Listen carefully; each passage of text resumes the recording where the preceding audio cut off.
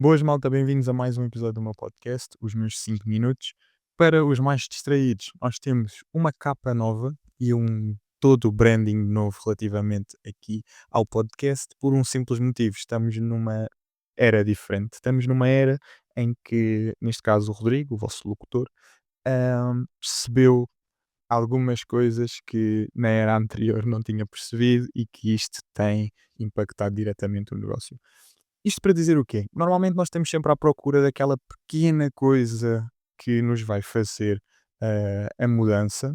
Nem sempre são as pequenas coisas, às vezes são coisas mais evidentes. Aliás, nem sempre é uma pequena coisa, normalmente são várias, e são estas várias que depois acumuladas vão construindo algo grande. Mas muitas vezes existe aqui algo mais significativo ou uma realização que tu tens que te ajuda bastante de modo geral. E uma das coisas que eu percebi e que teoricamente eu já sabia isto e que teoricamente toda a gente sabe isto, mas depois na prática não é o que se reflete, é que se tu resolveres as vendas, resolves tudo, ok? É raro o problema dentro dos negócios que não se resolve com dinheiro.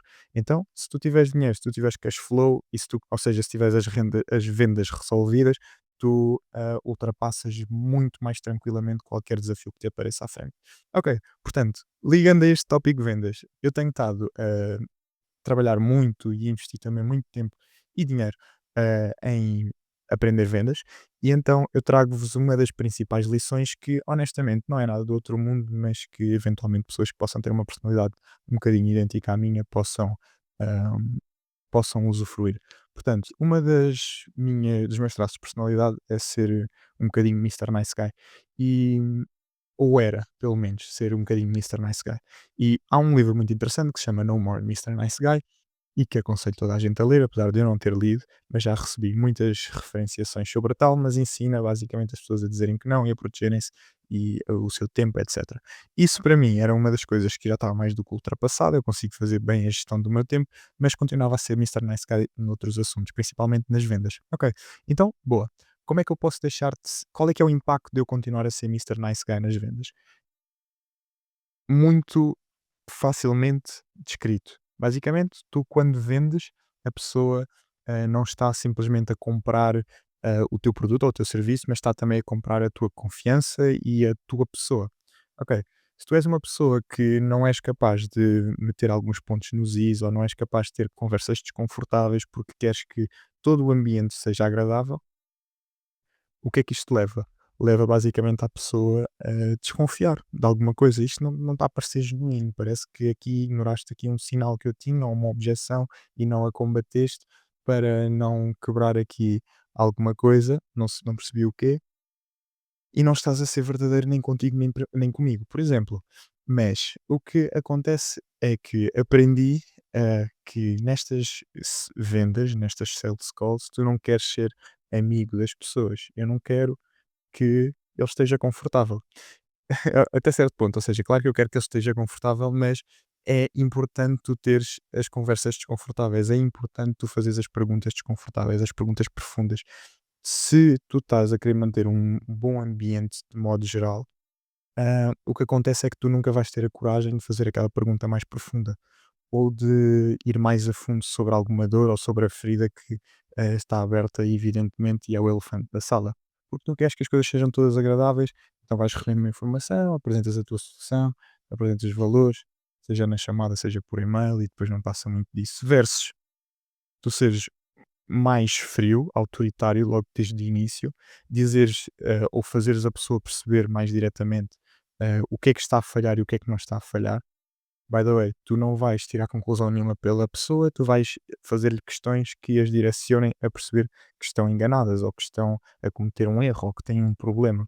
Então, se eu, Rodrigo, tenho uma solução e estou a apresentar esta solução, e se eu não estou confortável em ter conversas desconfortáveis que exponham que a pessoa tem a necessidade para a solução que eu trago, como é que eu posso vender? Né? Eu estou a vender solução para quê, afinal?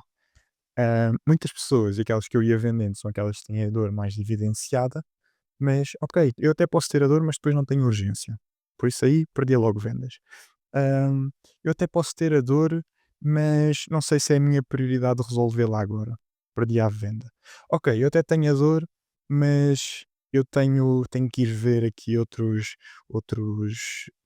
empresas também que estejam a oferecer os mesmos serviços para depois perceber qual é que é o mais aplicável. Mais uma vez, não existe urgência.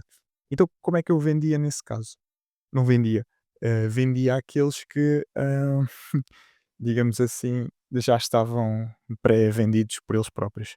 E o que foi corrigido, e ainda tenho muito para aprender, mas que é estar confortável a expor a dor, estar confortável em tocar na dor, na ferida, e guiá-los diretamente para a solução.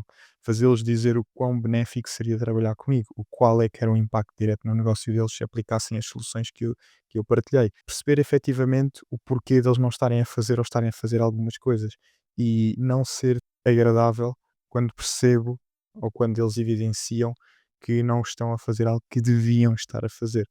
Então, tudo isto, que é muito contrário com ser Mister Nice Guy, tem permitido ter mais alguns sims do que tinha anteriormente, ok? E essencialmente é esta a lição. Agora, se for de modo um bocadinho mais objetivo, é o seguinte: tu não queres ser amigo da tua lead, tu queres, ainda por cima, se tu vendes consultoria, tu queres ser objetivo, tu queres estar confortável com as conversas desconfortáveis e tu queres mostrar autoridade e confiança desde o início, ok? Tu não queres estar aqui com grandes risinhos, tu não queres estar aqui a mexer-te muito durante a chamada, tu não queres estar a olhar para os lados, não, tu queres estar a olhar para a câmara, tu queres sorrir pouco, podes-te rir, mas não podes, não estejas com grandes gargalhadas, não estamos aqui, isto não é piada nenhuma. Não te mexas muito, pareces pouco confiante. Quando apresentas o preço, tens de estar confortável com o silêncio, ok? Não vamos apresentar o preço e depois não nos calar para não saber receber o sim ou não saber receber a objeção que possa vir a seguir, ok? Se a pessoa nos está a mostrar evidências que quer saber o que é que vem a seguir, apresenta. Se ali está quente e tu tens um sales cycle de 2 reuniões, mas ela está quente na primeira reunião, vende na primeira, ok? Se ela tem ali o cartão à frente, take the fucking card e percebe efetivamente o que é que tu estás a fazer e que dores é que tu resolves. E a partir daí, se tu tiveres uma pessoa que se qualifica, pá, esquece isso de serem amigos, esquece isso de serem amigos entre aspas, né? Mas de tu seres simpático, etc. Tu podes deixar uma muito melhor impressão se mostrares que consegues resolver aquilo que tu dizes que consegues resolver. Uma das coisas que nós também temos estado a trabalhar muito é construir casos de estudo e temos construído uma data deles e alguns bastante positivos em formato de entrevista, que é aqueles que têm maior impacto, ok? Mas as pessoas associam muito a capacidade de resolver algo pela seriedade da pessoa e não pelo quão simpática ela é. Ok? Portanto, tens que ser uma pessoa fiável in the first place. Se partilhas deste problema, isto é algo que eu não fazia ideia, ou seja, já vi cursos e cursos e cursos de venda, já vi vídeos e vídeos e vídeos de venda, mas isto foi algo que eu descobri há pouco tempo, ok? Que é tipo, ok, tu tens que mudar. Normalmente o que se fala nas vendas é, ok, tu tens que usar o teu tom, tens que não sei quê, mas a postura geral, isto é um golden nugget mesmo. É tipo, não sorriam, não precisam de sorrir. Não precisam de sorrir mesmo. Nós pensamos que precisamos de sorrir, não precisamos, ok? Claro que podes sorrir, mas tipo, não sejas, não te rias de tudo e mais alguma coisa. Não digas boa a tudo aquilo que diz, se não for bom. Ok? É tipo, estás a fazer uma pergunta à tua lead, ela diz-te uma coisa que é uma barbaridade que não estão a fazer ou que deviam estar a fazer no negócio, e tu, ok, ok, boa. Isso não faz sentido, ok? Mas já, malta, é isso. O resto, um bom dia e let's fucking go. Malta, nota importante que eu quero vir aqui adicionar. Isto é importante, não é definitivamente preto no branco, isto é a minha dica, a minha experiência e é aquilo que eu tenho percebido que resulta mais, neste caso, de consultoria, mas é mais importante ainda quando se trata de malta jovem. Ou seja, eu tenho 23 anos e, querendo ou não, eu estou a falar com negócios, empresários, etc., de 40 acima, sempre. Então, como é que um puto que chega aqui, acha piada a tudo, está sempre assim numa boa onda, etc., como é que isto passa a autoridade, estás a ver? Versus um puto, na mesma, que está aqui com um ar mais sério, que não está aqui para o agradar, não se está a rir das piadas secas ou não se está a rir de situações aleatórias. Isto não está aqui para agradar ninguém, está aqui para falar de problemas e soluções. Estão a perceber mais ou menos qual é que é a disparidade da percepção que conseguem ter? É mais neste sentido. Claro que vocês podem rir, claro que vocês podem sorrir, claro que vocês podem ser simpáticos, mas não precisam de estar sempre nesse ambiente, não precisam de estar sempre a deixar-te a pessoa do outro lado confortável. Porque estas conversas de vendas, principalmente consultoria, ou mesmo que não seja consultoria, algum acompanhamento, etc., não é suposto ser confortável. As pessoas estão a resolver um problema.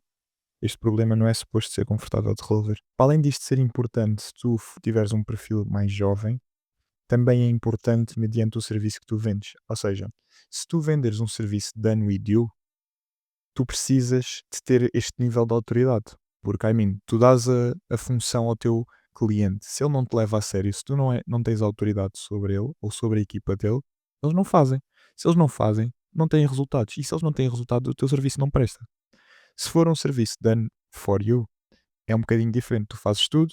No entanto, mesmo nestes casos de done for you, tu precisas ter autoridade por dois fatores mais evidentes. Primeiro, tu precisas transferir a confiança para efetuar de facto a venda. Portanto, passar essa.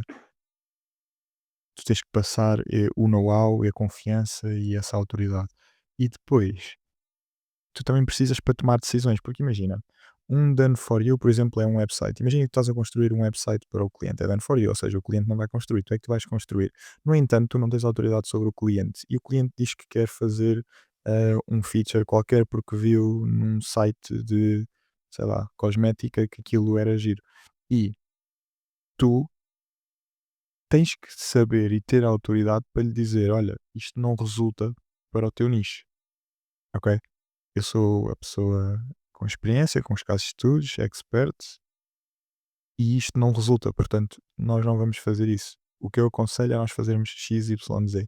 E tu tens genuinamente de ter essa autoridade para tomar as melhores decisões, porque imagina, tu fazes-lhe o website, ele depois não tem os resultados de conversão que pretendia ter com o website. Ele vai olhar para o teu trabalho de uma forma menos positiva. Certo? Ou então tu tens comissão sobre vendas do website dele e não vais vender porque cedeste numa questão que tu sabias perfeitamente não ia resultar. Ok, eu podia dar 1500 exemplos, mas tu estás a perceber o quão importante é tu teres autoridade. Eu estou a falar aqui principalmente na questão da venda, que é mais para transparecer a confiança e que tu és uma pessoa que realmente consegues resolver ou executar aquilo que o teu cliente pretende. Mas mesmo na parte da entrega do serviço isso é tão ou mais importante, ok? Mais uma vez, estamos a falar de serviços e mais uma vez, estamos a distinguir isto entre done for you e done with you. Done for you acaba por ser um bocadinho mais fácil nesta parte, apenas nesta parte de transferência de confiança e autoridade. No done with you, pá, se tu não tens autoridade, honestamente, mais vale não venderes o serviço. Tu percebes genuinamente, estás a lidar com alguém que tu não consegues manusear, não vale a pena venderes o serviço porque não vai ser positivo, nem para ti, nem para ele, ok? Ou ela. Por isso, essa é a minha dica e o resto, um bom dia a todos. Let's go! Se tiveres a ouvir este podcast no Spotify, peço-te que deixes uma avaliação de 5 estrelas no podcast para conseguirmos chegar a mais pessoas. E se estiveres a ouvir no YouTube, peço que deixes nos comentários alguma sugestão de próximos temas a discutir. Um abraço e obrigado.